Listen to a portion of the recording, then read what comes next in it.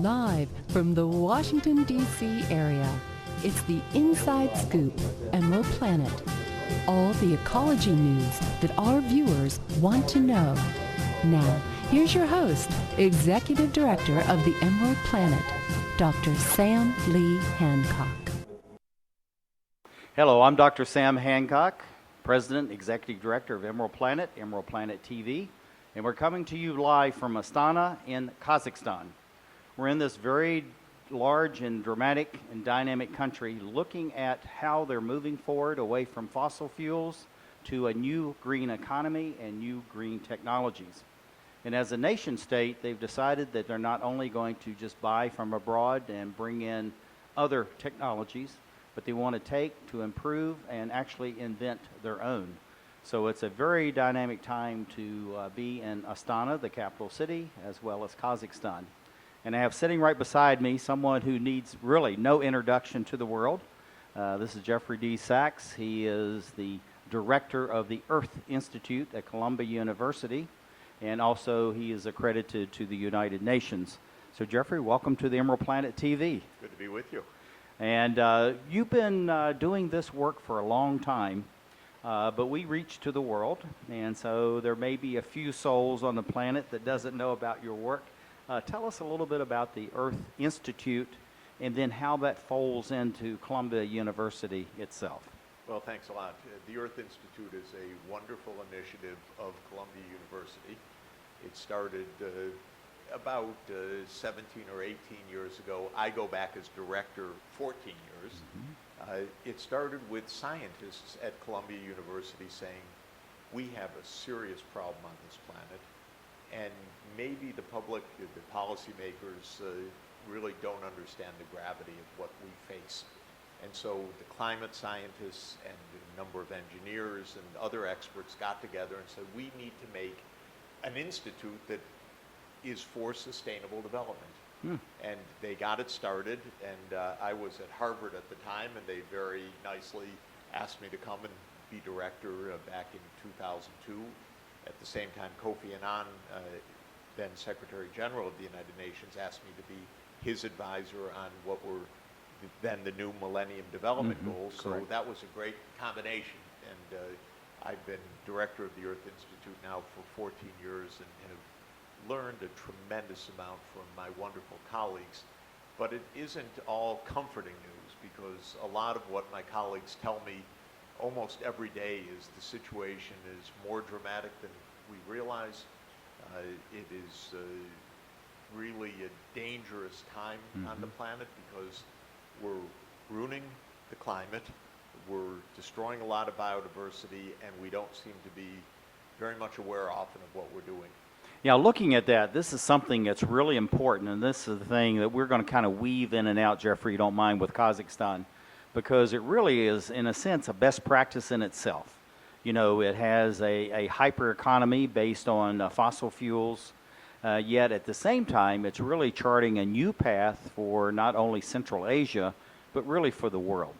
Backing from that to your Earth Institute, how are you reaching out around the globe to educate people about climate change and what that means to their daily lives, and what does that mean for the future generations on the planet? You know, last December 12, in Paris, all 196 signatories of the UN Framework Convention on Climate Change agreed unanimously to a new Paris climate agreement. Now, when the whole world agrees to something, you should ask what's going on, because Correct. we almost never agree on anything. And there are usually one of two explanations. One is that it doesn't matter because it's just an insignificant photo opportunity, or it's something really, really important. And in the case of the Paris Climate Agreement, it's definitely the latter. Governments sign this agreement because they are absolutely getting scared of what every country is facing. Kazakhstan is facing massive droughts. The United States, tremendous drought in the American West, for example. We've had massive floods and unprecedented superstorms in the U.S. Northeast. We had that horrendous forest fire in Alberta, which decimated a community devastated.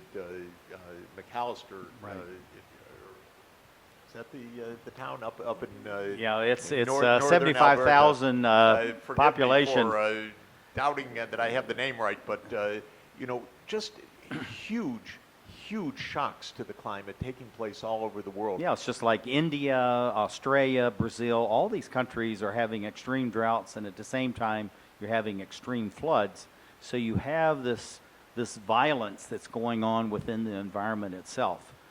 Since I serve as advisor to the Secretary General, I'm traveling all the time. There isn't a stop that I've taken where I don't hear something shocking going on in this unstable world. I was in Indonesia last week.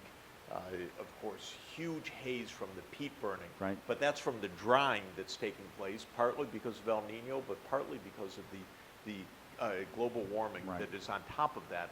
So that's what we're trying to do at the Earth Institute, and what I'm trying to do at the UN as advisor to the Secretary General and also director of a quite wonderful project that I'm again really honored to be part of, called the Sustainable Development Solutions Network.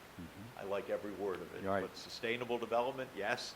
Solutions and network. It's a network of hundreds of universities around the world that are saying we need expertise, training, public awareness, convening of multi-stakeholders, government, business, academia, civil society, to get on top of this problem. Yeah, it's this whole thing about the network. It's really all about collaboration, which is another word that we could use for that, because without collaboration, again, trying to tie the needs and wants, desires, the needs that we have, this climate change, we have to accommodate an ever-expanding population. It's going on all over the African continent as they go beyond 1 billion souls, maybe as early as 2020, no one's really sure. And so you have all this change going on, Jeffrey. So, and people are genuinely scared, genuinely concerned. Hey, when you get 3- and 4-star generals in the American military saying this is the greatest threat, beyond Daesh, beyond all these other threats that we're facing. I wish climate change. I wish Congress would listen, but that's what the that's generals what they're are saying. That's what the national So intelligence how does agencies are saying. and through your Earth Institute, how are you getting the message out to all these stakeholders, but at the same time decision makers, to say the world, the bottom 95% gets it. Now, how do we get the 5% of the elected officials, decision makers, to say, hey, we need to pay attention and do something constructive about this? I think exactly what you just said. What constructively can we do? That's where we're putting the emphasis. The climate scientists are telling us the risks. They're explaining what's happening. The engineers are showing us new technological approaches. I'm a public policy guy, so I'm trying to promote change, policy change, saying, look, that's the scientific risk. Here's what the engineers show us, the alternative path. Now, how can we get this done? One of the projects that I have found to be quite helpful in this regard is a project we call the Deep Decarbonization Pathways Project, DDPP. And what it is a technical analysis, country by country, of what's the alternative. Because a place like Kazakhstan has basically developed through its fossil fuels, its coal, oil, and gas. It's led to a lot of income. But now Kazakhstan's told the bad news, or feels the bad news, and it sees it in its own drought and other climate phenomena. We've got to change course. So what this project, the Deep Decarbonization Pathways Project, is aiming to do is to say, here realistically is what can be done.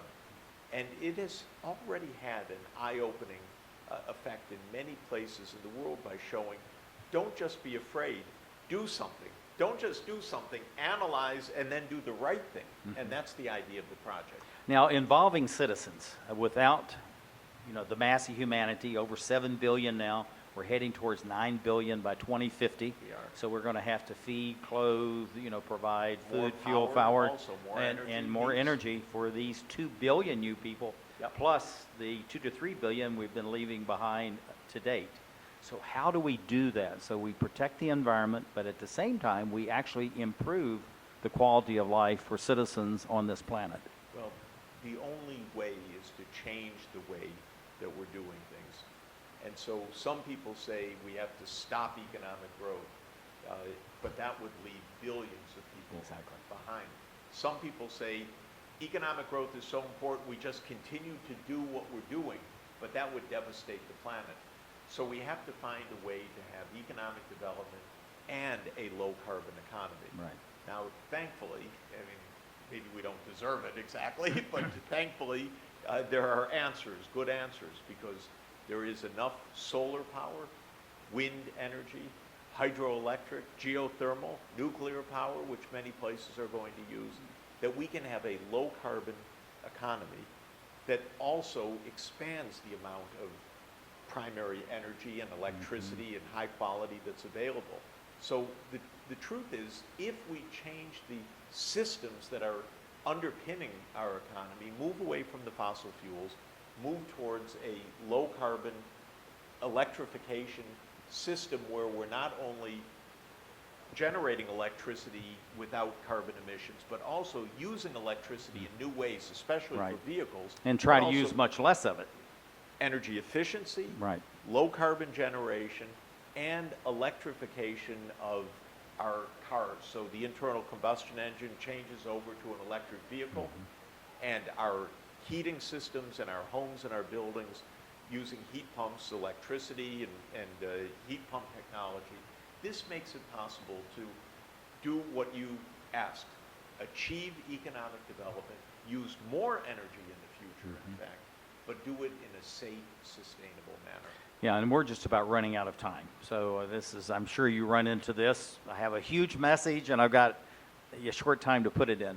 But looking at how we're going to go forward, how do we match then? We know the problem, statement of the issues.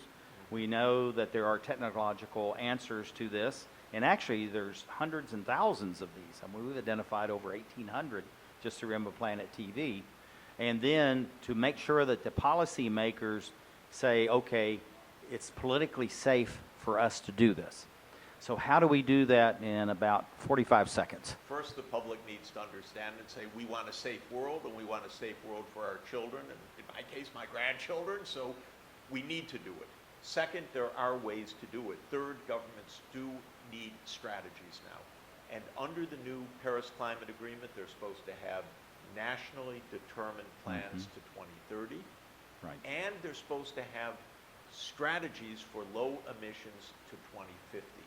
Get those two things on the table. Business can do a lot once the policy framework is in place. Okay, fantastic. Well, this is Jeffrey D. Sachs, who is the director of the Earth Institute at Columbia University, also fully accredited to the United Nations, special advisor to the Secretary Generals that have been there. Thank you for being with us as we come to you live from Astana in Kazakhstan as we create the Emerald Planet. The stem cell issue is being debated throughout the country. Truth is, most everyone has an opinion, even if they don't know the facts. Let's stop arguing and start really understanding the potential of stem cell research. For us and for millions of Americans living with disabilities, get the facts. Call 1-877-842-3442 for free information from the Stem Cell Research Foundation. That's 1-877-842-3442. Following the tragic events of September 11th, there have been hundreds of violent attacks against innocent Americans. Remember what that flag you're waving stands for. Remember, please stop the hate. We're stronger when we are united. Remember what that flag you're waving stands for. One nation under God. Indivisible. With liberty and justice for all. in America, there's either room for everyone or it's not America. Don't pick the wrong fight. Let's keep America land of the free. Stop the hate.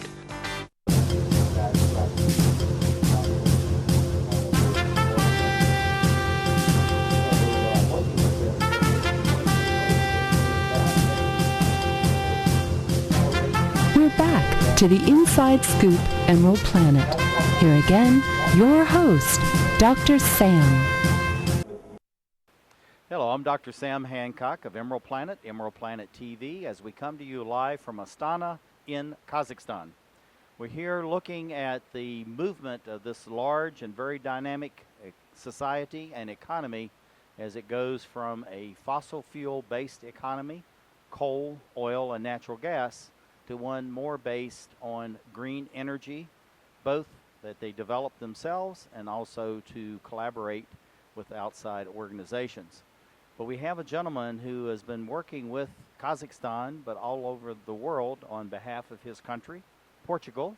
And this name is Joao-Paulo Lobo Ferreira, Principal Research Officer of LNEC, the Portugal National Civil Engineering Laboratory. That is a long name, so hopefully they pay you for the length of your name. Yes. Anyway, a noble name, anyway. Thank you for being here, and it's really excellent to get to learn more about Portugal. Small country, but huge footprint in the world of green energy and green renewable of all kinds of things, and particularly in the area of waste, which is really, it's a new biofuel, and that's what we want to talk about in all this. So just tell us a little bit about the National Laboratory, some of your duties there, and then let's talk about what you're doing as far as the research and how that expands around the globe. Thank you. It's a pleasure to be here, being interviewed by you, Dr. Samuel. It's my pleasure to forward what I have been doing. I was born really in Mozambique. My grandfather was born in Goa, my grandmother in Luanda. I have family in Brazil. So my family is going around the world.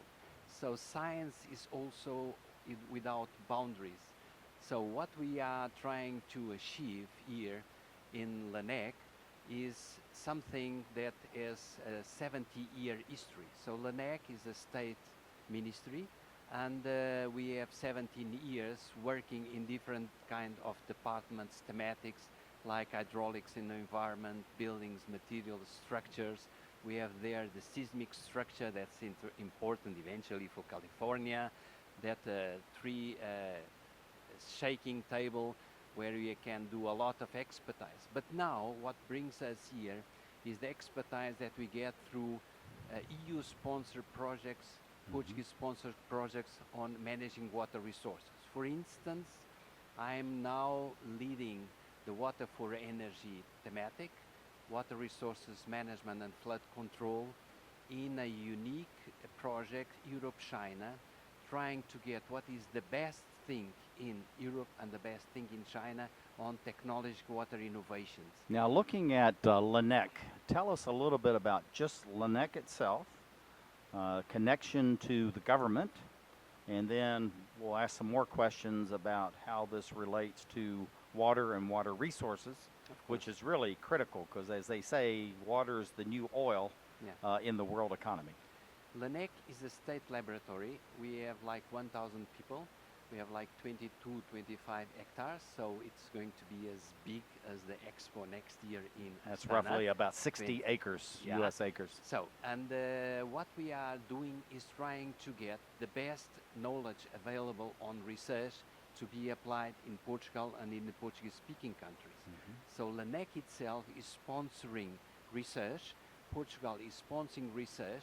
We are getting in those projects, like I told you, the project Piano or Marsol or Bingo, 8 million euro project, so like $10 million project with partners, like 20 partners for Europe, and we are trying to get the best of the science to move along climate change preparedness, adaptation, etc. Now, looking at the whole notion of water, and I want to really focus on wastewater because this is something critical. You have a unique message at the Astana Economic Forum about this. So looking at that, many people think of, you know, we flush the toilet, if I can use that term, and we no longer have a problem. And we think of it as a waste. But in today's 21st century, that is, you know, pure carbon in a sense, and it's something that's an energy source. It's also a fuel source, a food source. So it has so many different uses. So it really is not a waste. So what should we call it? And then what's the impact within society? You are just targeting one of the most relevant issues in the European Union these days.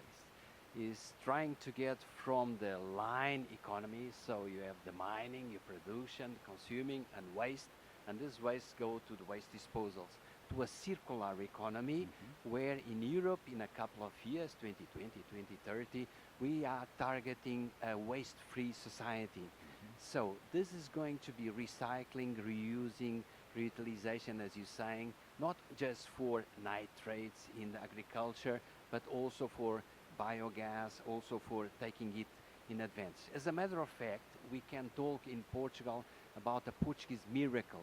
So it was just like a couple of decades ago, 48% of water supply and sanitation. Now it's 99.8%. And this now tell us that again. What was that term? It was about half, 50%, and now it's 90%. What? It's the water supply to the people, to the people of Portugal. So I we see. have 15 million Portuguese, 10 in Portugal, 5 outside, like Right. a lot in the United States, 1.5 million. But nevertheless, the water supply and the wastewater treatment was far from the European Union. Now is above average, and also by all those institutions that are created to control. So eventually, besides some extra houses that are alone, everybody is not just water supply, it's the quality of water. You go to Portugal, you drink the water in the tap and not from the bottle because you trust it. And also the wastewater, we have very beautiful, I invite you to go to Lisbon to see the Lisbon water treatment plant. It's just like a museum. The roof is just like a garden, like the ending gardens of Babylonia. You can find there from waste. So instead of going just to pollute the rivers, we are going to use this amount of water. Besides, I am leading one of the just 29 action groups of the European Innovation Partnership on Water. And I'm doing that market to market, manage aquifer recharge. And what we are targeting is to have this managed aquifer recharge of wastewater, as you're saying, going through artificial aquifers of layers where we are researching the types of sediments so that the amount of water flowing through is cleaned while the process is flowing. When and it this is going to be all natural, and all it's using, natural, and no using energy, no energy whatsoever. energy is flowing. But when it reaches the stream, it's already clean. So we have in the laboratory, in LNEC, And it's released. It's a very slow release into the stream, so it's not like it's going to increasing the flow of the stream. This is in the south part of the country, Algarve, and we are going to treat like 60% of this without energy, but creating through research and innovation, because this is putting research into Right. practice to clean the river itself, because afterwards the river flows into the aquifer, and then it creates a pollution there, and by our framework water directives you cannot have more than 50 milligrams per liter. So in a way, without using energy, we are cleaning it, and clean is rehabilitation. Of course, the United States have a huge amount of expertise. I've been traveling around, and I have friends in Berkeley, and so I'm not teaching them. I'm just saying in Portugal what we are doing, not trying to be a little Ornesis, like my German friends would say, but nevertheless, this is for but what we are trying to see is what are the appropriate technologies that could save energy. Besides, Well, let's stop right here. So Okay. we're going to save energy, Yes. which is critically important. But at the same time, we're recharging the aquifer, Yes. is what I understand it. Yes. But the water, in a sense, is cleaner Yes. that comes out through your all-natural system Yes. than what came in from the beginning. In other words, the drinking water Yes. that coming out is cleaner than the drinking water Yes. that may have gone into it. Yes. So this process is all natural. You're using natural Yes. filtration. Yes. And what are the different layers? Or is that something that's dependent on the location No, of the no. aquifer itself? Now, in LNEC itself, it's a very sound and wise question. With this artificial aquifer is like 4.5 meters by 2.5 and 2.5 or 2 meters depth, unsaturated zone. We have divided this in 3 different layers. So you have concrete, but you have glasses, windows, and then you can see the natural soil that you have in a certain region, total real, and then we have treated in different types of layers where you can put 2% somehow of iron oxide that will create a certain reduction, and then you put artificial soils. We have measured this in 30 centimeters and 60 centimeters depth. It's going to be in that real world. It's being done at this precisely moment, okay? And the interesting thing is research is totally compatible with the actors.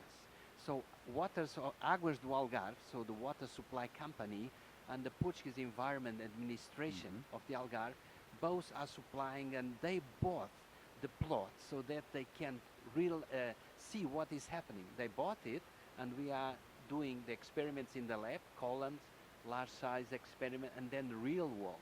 But one another thing that just complementing is not just quality, it's also quantity. Because what's happening now in Portugal, and I showed a picture here in Astana, it seems that you have the years and you have the districts. And then you have a drought here, a drought there in these districts. Now it seems that the surplus is still there. The drought is still there, but just the same as it happening in the United States is regional. So you cannot take from this dam to another place because this dam is empty, that dam is empty, etc. So we are trying to put the extra amount of water in the wet years from the rooftops of the greenhouses into the floor. When the drought comes, we are doing the mathematical modeling to see the travel time, and then you are able to pick them up. Yeah, in other words, to take that, because in other words, you're creating a natural reservoir of this water, and you allow that to sequester until you actually need the water in the future. Now, we're about running out of time. Okay, so looking at LNEC, what do you see for the future research and development, specifically as far as what we're calling wastewater, or some people call biomass energy, and recharging the aquifers for water? And we only have about 45 seconds. Okay, no problem. I'm trying to get a small amount of dams without watersheds that you use also eolic energy, trying to pump back when you don't need the electrical supply from the wind. So you have a cascade of reservoirs without watersheds that will produce energy. In this way, the extra amount could go into the floor, and you have also extra quality and quantity. So trying to be wise to have a safer world in the future, because the resources are there. So we have to learn how to use them in an optimized way. Okay, fantastic. Thank you very much. And thank you for being with us, dear viewer, as we look around the world to create the Emerald Planet. Would you notice if you were missing half your kidney function? According to the National Kidney Foundation, 20 million people have chronic kidney disease, and 20 million more may be at risk and not even know it. Anyone with high blood pressure, diabetes, or family history of chronic kidney disease is at risk. Early diagnosis is vitally important. To get the whole story, talk to your doctor and visit the National Kidney Foundation at kidney.org or call for a free brochure. Because when it comes to chronic kidney disease, you might not know the half.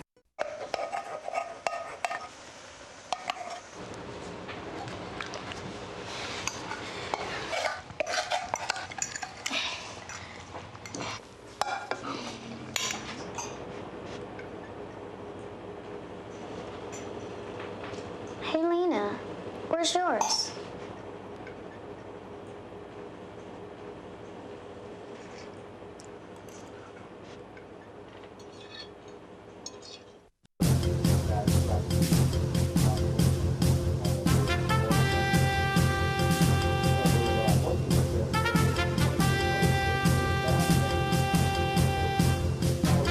We're back to the Inside Scoop Emerald Planet. Here again, your host, Dr. Sam. Hello, I'm Dr. Sam Hancock, coming live from Astana in Kazakhstan. We're here to learn about the new renewable energy movement by this country. It's taking a very proactive stand as far as Central Asia and the world. Standing right beside me is the head of the Department of Renewable Energy for the Ministry of Energy. This is Ainur and thank you for being with us. Thank you. Здравствуйте, меня зовут Самуэль Хэнкок, и мы приехали из Вашингтона из организации Emerald Planet освещать проблемы и вопросы в сфере окружающей среды и возобновляемых источников энергии. И сегодня с нами Ainur Sospanova, директор Департамента возобновляемой энергии Министерства энергетики Республики Казахстан. And thank you again for being with us, and give us a little overview about the Ministry of Energy. Спасибо вам, что вы сегодня с нами, и не могли бы вы рассказать немного о Министерстве энергетики? Если говорить о деятельности Министерства энергетики, я хочу сказать, что министерство создано в 2014 году, в 2015, уж не помню. If we'll say about the activity of the ministry, so it has been established in 2015, 2014, so yes. And the purpose of the Ministry of Energy. И цель Министерства энергетики. Цель создания Министерства энергетики – объединить все вопросы развития энергетической отрасли Казахстана в один уполномоченный орган. Поскольку вопросы развития нефтегазовой отрасли, вопросы развития электроэнергетики, вопросы развития атомной энергетики, угольной промышленности, вопросы развития возобновляемых источников энергии и также вопросы развития охраны окружающей среды, они сейчас все сконцентрированы в одном министерстве, Министерстве энергетики.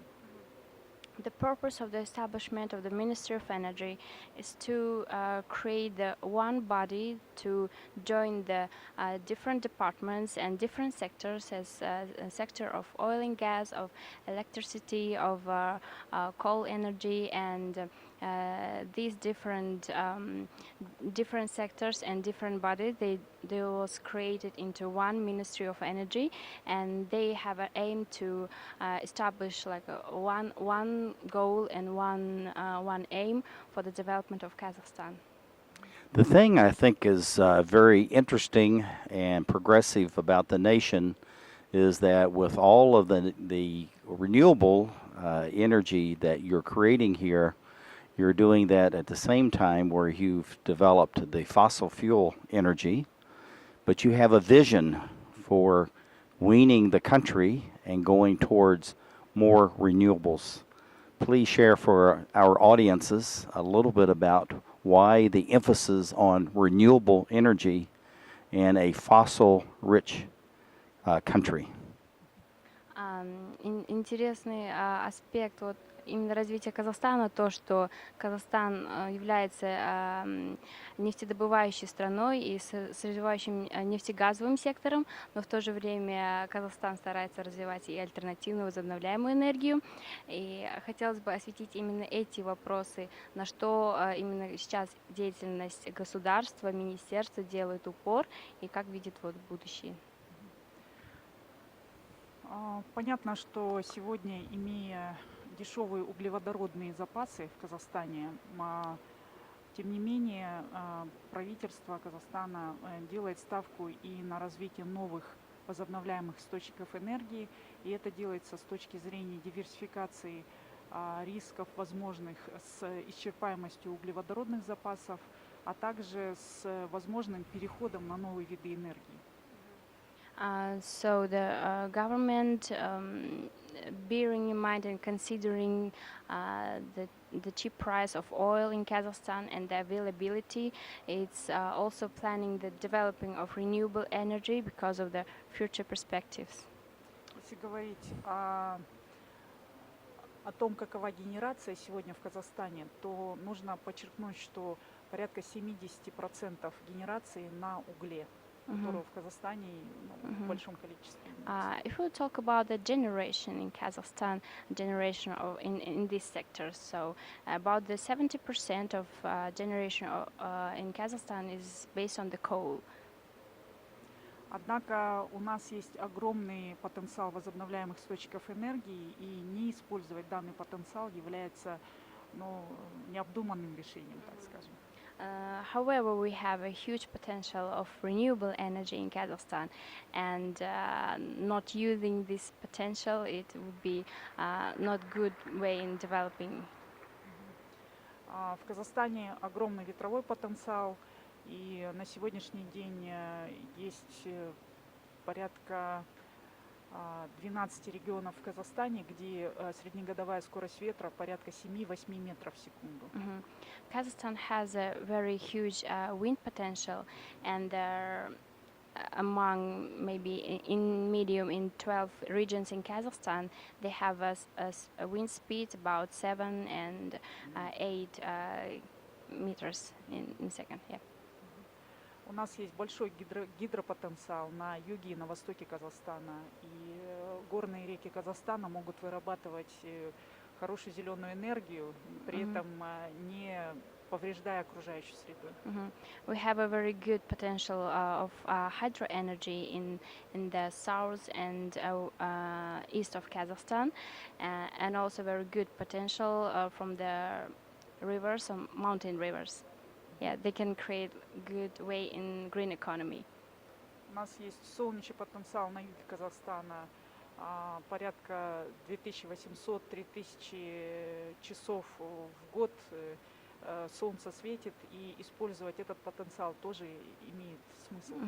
We have also a good solar potential in Kazakhstan, especially in south of Kazakhstan, and annual hours, solar hours in these regions is about 2080, 3000 hours. I think it's the potential for renewables and non-fossil fuel energy is just incredible in Kazakhstan. When you're looking across the Central Asian republics, how do you see that Kazakhstan is being an example of what other countries can do to move to more renewable energy sources? Я думаю, что потенциал Казахстана в этой сфере просто невероятный. И как вы думаете, как Казахстан может быть примером среди стран Центральной Азии в развитии? Казахстан действительно может являться примером для центральноазиатских республик по развитию не только возобновляемых источников энергии, но и в целом развития зеленой экономики. Kazakhstan can be a good example for Central Asian countries, not only in developing of renewable and alternative energy sectors, but also in the developing of the whole green economy. И в этой связи мы продвигаем ряд международных инициатив, в частности, одна из таких глобальных инициатив – это проведение в 2017 году выставки «Экспо» в городе Астана, которая, на наш взгляд, должна послужить очень хорошим толчком для развития, в том числе возобновляемых источников энергии в Центральноазиатском регионе. And we're trying to develop international initiatives in this sphere, and one of them is, as we know, in 2017, Kazakhstan will held Expo, and we think that it will be a very good point for the further development, and we're hoping that after the Expo, the development will be more faster. One of the things that I was very impressed with as far as the development of the facilities for 2017 Expo Future Energy, one is that you're very proactive in the name. Congratulations for that. And then secondly is that you want to make that as energy efficient and off-grid as possible. And I think you're to be commended. But tell us a little bit about the use of both wind and solar energy for the 2017 Expo site. Я очень удивлен именно теми объектами, которые строятся для Экспо, и слышали, что они именно будут энергоэффективными, некоторые объекты. Не могли бы вы рассказать об использовании ветровой энергии, солнечной энергии для объектов Экспо? В качестве части генерации на Экспо, конечно же, будут присутствовать возобновляемые источники энергии, и они будут встроены в архитектурные решения Экспо. Но мы говорим о том, что в стране к тому времени будет ряд объектов возобновляемой энергетики, которые страна в целом будет потреблять. И это главный вклад Экспо. Yes, we will have some architecture facilities with the usage of renewable and alternative energy.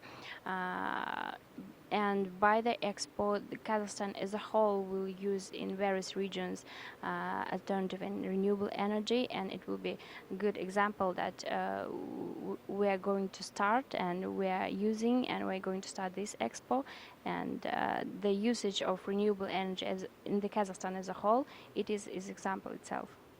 You know, so the country is becoming what we call a best practice in itself, and we're almost out of time. And thank you for sharing your information and being with us for this live interview from Astana in Kazakhstan. But what do you see for the future of Kazakhstan and expanding its use of the renewables, but also manufacturing your own equipment within Kazakhstan? Спасибо за ваше время интервью сегодня. Мы думаем, что Казахстан является действительно одним из лучших практик в этой сфере. И как вы думаете, в будущей перспективе развития возобновляемой альтернативной энергии, какие планы у Казахстана развивать именно вот объекты или производство каких-либо оборудований или частей для этих техник в Казахстане, именно производство? И у нас есть еще 1 минута.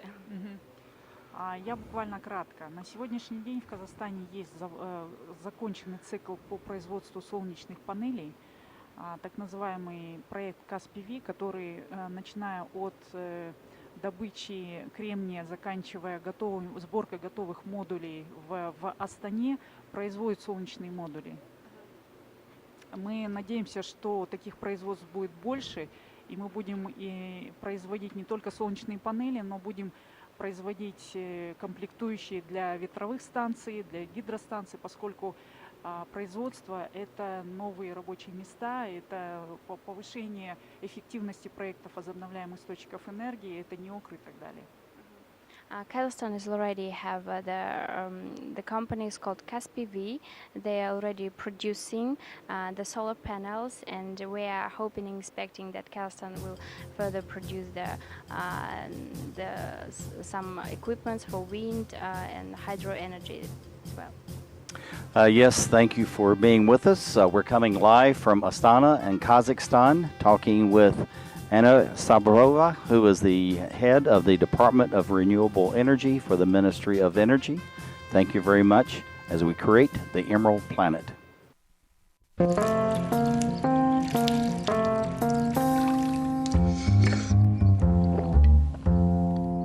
Here, kitty, kitty. Here, kitty, kitty, kitty. Here, kitty, kitty. You'd think it would be easy to tell which kids have trouble with their eyesight. But that's not always the case. Even though 1 in 4 children may have a vision problem, eye doctors tell us the symptoms aren't always so obvious. We do know that 80% of all childhood learning is visual. And without good vision, kids can have trouble learning to read and may fall behind in school. For clues on how to spot the real-life signs of childhood vision problems and what parents can do, visit checkyearly.com. A public service message from the Vision Council of America, and reading is fundamental.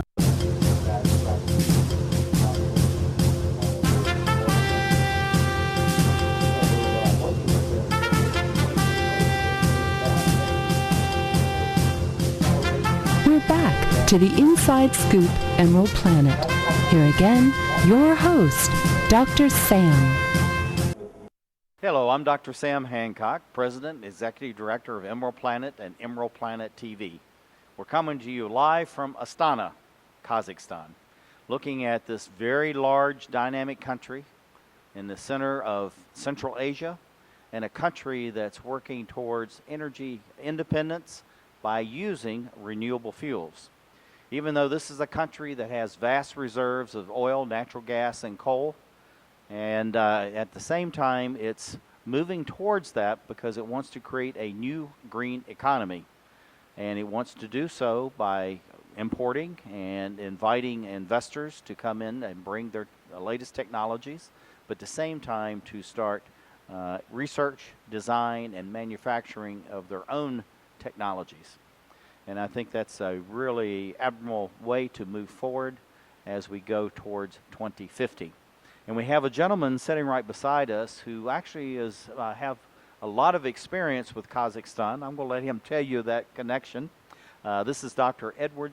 He is the Deputy Director of Research, member of the Russian Academy of Sciences, which is world-class standards and very important. At the same time, he also works in a collaborative with the Massachusetts Institute of Technology, MIT, and other areas around the globe. So, Eduard, welcome to the Emerald Planet TV. Thank you very much for invitation to tell about. Tell us a little bit about the Russian Academy of Sciences and why it's such a prestigious and international organization. Yes. As you know, Russian Academy of Sciences has been created more than 300 years ago by Peter the Great. And, for example, best people mathematicians from Europe came to Russia, and recently I visited the grave of Leonard Euler, who is one of the best scientists in the world. He invited to, and as you know, Russia Academy of Sciences, it was created 300 years ago, and now it combined people in very different divisions, starting from natural physics, mathematics, physics, biology, and so on. And 2 years ago, Medicine Academy of Russia was joined, and Agriculture Academy also was joined. And president of this Academy of Science, my friend from the same group, schoolmate, Vladimir Fortov, he is president of Russian Academy of Sciences. So, as you know, Kazakhstan, it's a former Soviet Union republic, and before that it was a part of Soviet Union, and high level of science, what was in Russian Academy of Science, also exists here. Many our pupils, many collaborations here, and so that's very important for us. But I think it's there's another more personal situation of Kazakhstan and your affinity for Kazakhstan. Share that. I'll just love this story, and then we'll get into the hard science of all of this. Oh, that story started very long years ago, because my father was Korean and mother was Ukraine, and they moved from Far East to Kazakhstan and become friends and the same family. And I was born in Kazakhstan, actually, and spent here 16 years, my high school, and before entering to Moscow Institute of Physics and Technology. Yeah, I think it's a wonderful story, and thank you for sharing that with us. Yeah. But looking at, going back to this hard sciences, the Russians have always been known for the work in STEM, the science and technology, engineering, and mathematics. And why do you think that is? And then let's leap forward to the 21st century as we go towards 2050, how that now is starting to pay off, not only for Russia itself, but also the former republics and the very strong STEM, the science, mathematics, and technologies that they have that's helping them to become leaders in the 21st century. Actually, Russia, every year from the very beginning, Russian Academy of Sciences and many institutions, they started to work in the field of energy. And because even in 60s and 70s, it was first steps to understanding of sun energy, wind energy, and so on. And because most of energy, transformation of energy, it's connected to the physics, so that's very important. Actually, from all energy which we have in the earth comes from sun, even oil, gas, and so on. But there is renewable energy, which energy comes every day. It comes and it's go out, we spend it. So, but the problem that there are two problems: how to create energy, how to store energy, and how to use energy. from this point of view, electricity is one of the sort of energy which very difficult to store, because we can produce and then spend this energy. And that's why the problem of renewable energy is creating sources of energy. Sources is wind, sun, geothermal energy, and many others. And then how to store it, because sun only daytime, and wind also not every day is flowing, and that's the reason why we have to have storage. So these three components is very important. Now, looking at the Russian Academy of Sciences and the work that you're doing with MIT, Mass Institute of Technology in the United States, and of course you're working in Kazakhstan, I understand, with a national university here, and then of course other universities around the globe. Why do you think this collaboration is so important? Because it seems like it's just part of your nature that you want to collaborate. I would like to say that many years ago, maybe 50 years ago, it was another new source of energy, as MHD energy generation. And to create very big installation in Russia, we use superconductor from United States. So first installation was moved from United States, from MIT to Russia. And now, many times today, it was mentioned that thermonuclear fusion energy is also very important. That's the field where we're working very close together with MIT. It's Massachusetts Institute of Technology, ESFC, which is Plasma Science Fusion Center. So my friend, Professor Richard Petrassa, he was actually my student. I gave lectures there, but last year he got Edward Teller Win Medal.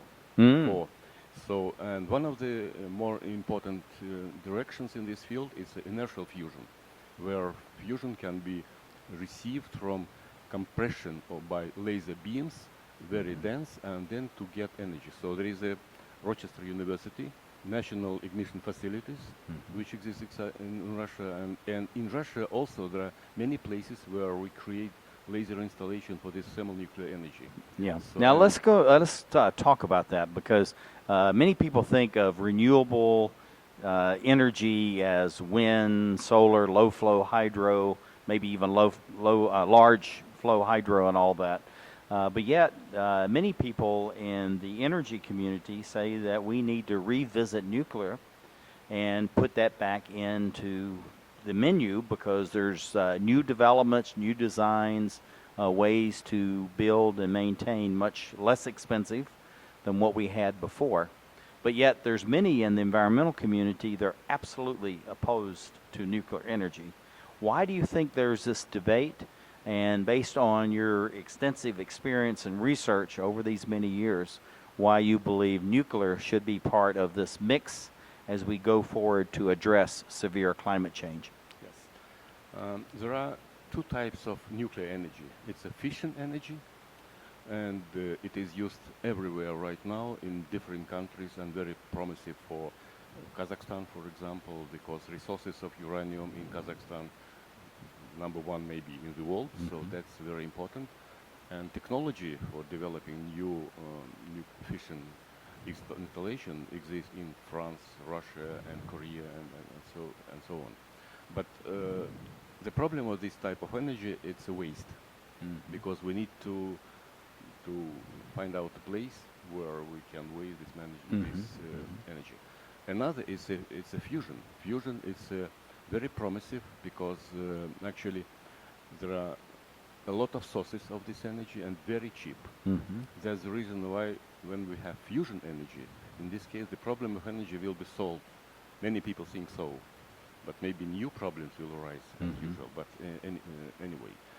So, but for fusion energy, it's necessary to overcome some problems, because it started from Kurchatov in Russia and so on. But only last years we got very important results, because in the United States, in Germany, in Russia, we got results where we can store energy for a long time. In Greifswald, Germany, it's joint Germany Institute of Nuclear Physics, Plasma Physics, they got very good results. There is a joint program for Russia and Germany, Russia and the United States, ITER, which was mentioned today. So fusion, it's a very progressive, promising technology. But it doesn't matter that from the other side, wind energy, solar energy will exist, and it's also very important. Yeah. Now, looking at this mix between the nuclear, the hydro, and of course, there's many hydrogen, is coming to the fore. Thermal, as far as the groundwater resources, and then of course the wind and solar, of course, is being most used. Among that mix, how do you think we need to expand that, or do you think there really needs to be any calculation as far as what has priority or not, or is it based on the country, the level of investment, and what the local demands for energy may be? Now we live in the era of globalization. So that means that if we have wind, so wind exists one country, another country, and so on. And each country has special conditions for developing different types of energy. It depends. For example, Russia, it's a severe country with a cold, it's north country, and so on. Kazakhstan is in between China and Russia, so it has places where we have very good sun, wind, and so on. China is very aggressive in the developing of new energies. For example, they developed very high power stations for wind energy, and during this Astana forum, we have proposal which we announced here that to create some gigawatts energy, wind energy in the east of sea of Russia, near Japan, I see. Sakhalin, and so on. Right. And this is, if we create it, China, Kazakhstan, and Russia will have additional energy which is renewable and very high level. It's a percentage of the overall energy which exists. So Now that's very important. And we only have about 30 seconds left, so we have to be quick. Yes. What do you think is the future for renewable energies as far as meeting the needs of a planet that will soon have 9 billion people by 2050? Renewable energy, of course, it will grow, and grow. And in some countries, 10%, 15%, 30%. In Kazakhstan, Nazarbayev announced about 50%. And so at the end of the century, we will have 80% of renewable energy, and it's very important to work together. Okay. First of all. Well, thank you very much, Dr. Eduard Son, the Russian Academy of Sciences. Thank you for being with us as we look around the globe to create the Emerald Planet.